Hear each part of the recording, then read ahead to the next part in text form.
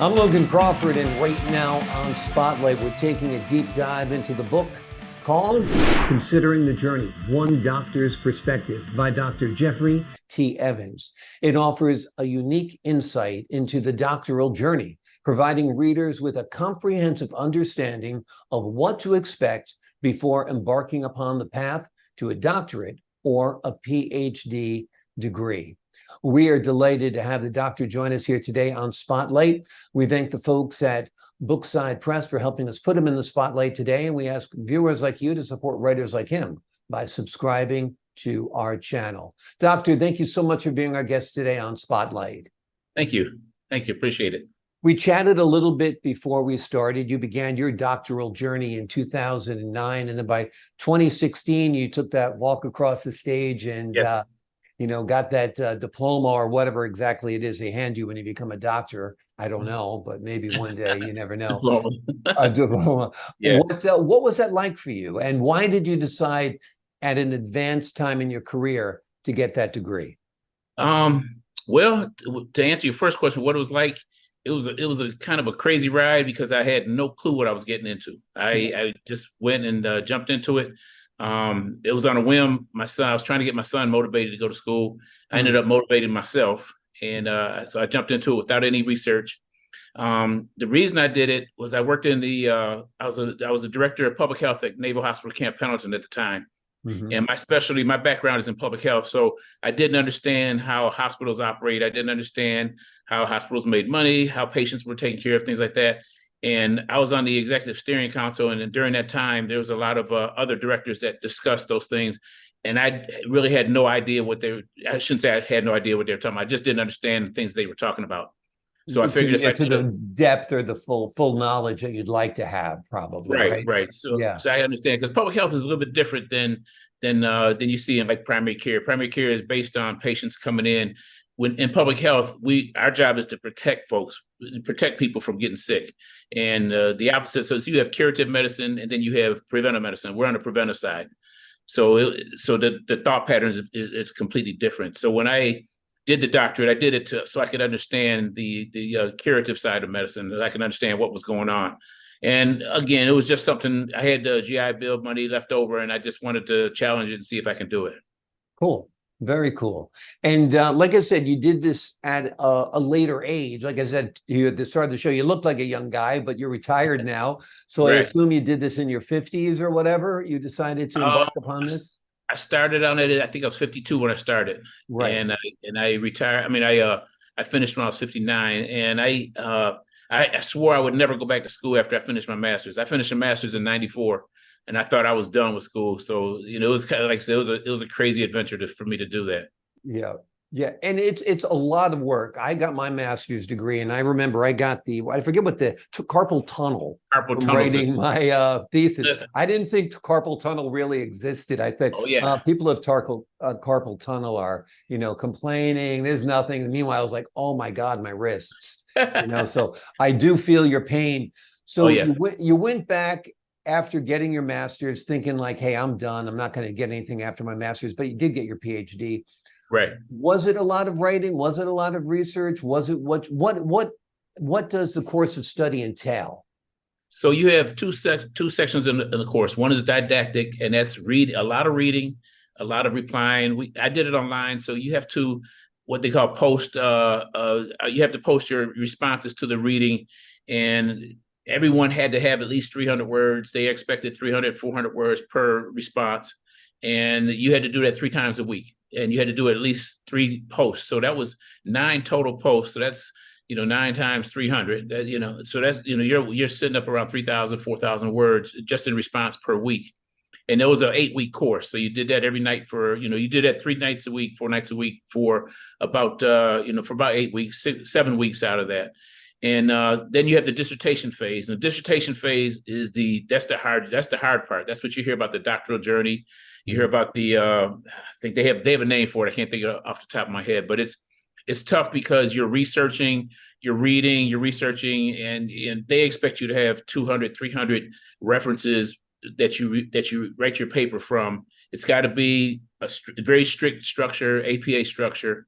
And then you have a chair, and you have 2 committee members that review all your work. You do 5 chapters. The average length of a dissertation is probably 130 pages, and it's completely reviewed the whole way through, all 5 chapters. Mm-hmm. And so there's nights when you get response from all 3 of your committee members, and all 3 of them are disagreeing with each other.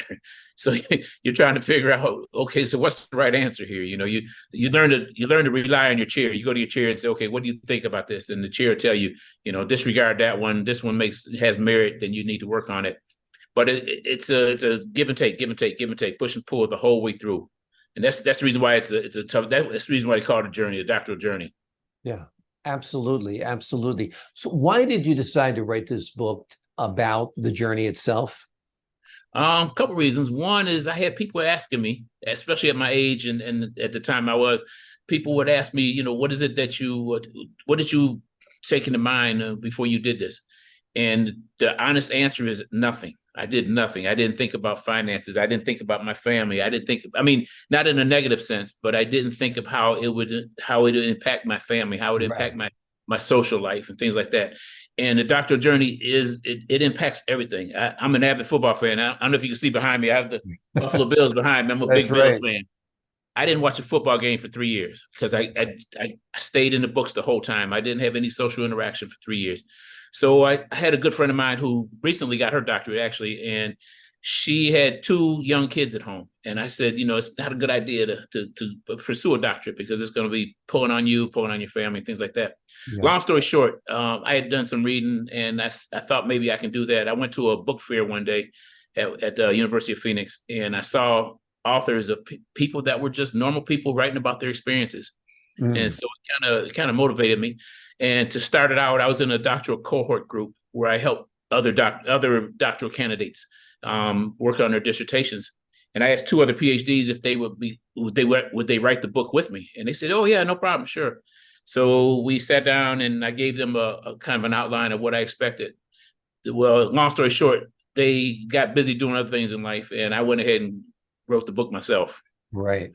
So I'm kind of glad I did it that way. I'm sure you feel a great sense of satisfaction. I know going back and getting my master's, and I think I did it right around 52 also. I got my master's in 2004. It really does feel good learning as an adult, because as a child or a teen or a young adult, you don't appreciate it. It's just work. You want to get it out of the way. You just want to pass the test or whatever it is. But when you're our age, and you're studying, you're doing it for a reason. You really want to strengthen what's up here. Right. Totally. Honestly, yeah. You get more out of it too. Absolutely.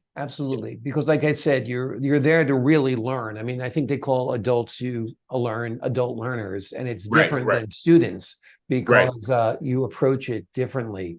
Right.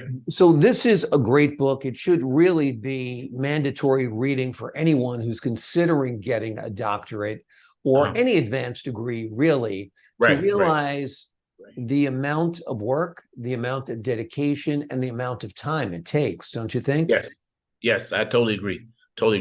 I'm hoping one day to get that book in everybody's hand that wants to do that too. Exactly. Talk to me a little bit about the dissertation blues. What are those? Oh, okay. I'm glad you brought that up, because that was what I couldn't think of. The dissertation blues is that reoccurring corrections, coming back. They want you to correct something over and over again. And you're in uncharted territory to begin with. And one of the things I talk about in my book is not to be overconfident, because they're gonna beat your confidence out of you just because they can do that. And it's kind of the way it's supposed to be done.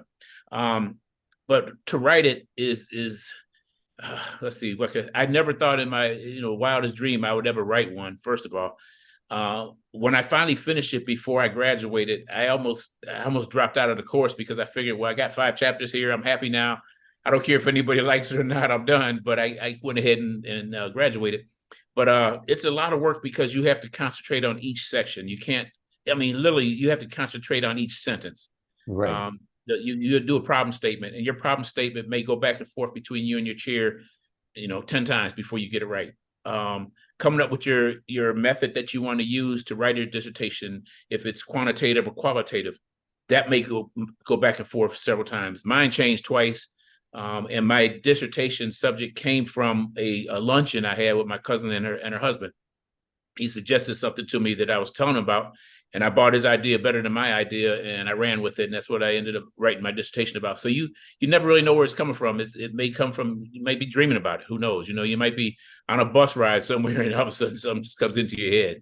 Exactly. But the dissertation blues is true. It's very true, and that's part of what I wrote 2 books. In the first book, I don't put the dissertation process in it. In the second book, the one that was published in May of this year, it's got a green cover. It talks about the dissertation process. I thought that was pretty important to put that in there as well. Absolutely, absolutely. Well, the name of the book is Considering the Journey, One Doctor's Perspective by Dr. Jeffrey T. Evans. At 52 years old, he decided to get himself a doctorate. He wasn't sure what he was getting into. He got into a field of study that took about 7 years before he completed it, but he now, for the rest of his life, has the 2 important letters before his name, DR, doctor, and 3 important letters after his name, PhD. They were hard-earned and sought after, and well worth the journey, I'd say, right, Doc? Oh, yeah. Yes, sir. Yes, sir. Absolutely. Thanks so much for joining us here today, Jeffrey. Thank you. Thank you for having me, Logan. I really appreciate it. I appreciate it as well. And to the folks at home, I'm Logan Crawford, thanking you for your time this time. Until next time on Spotlight.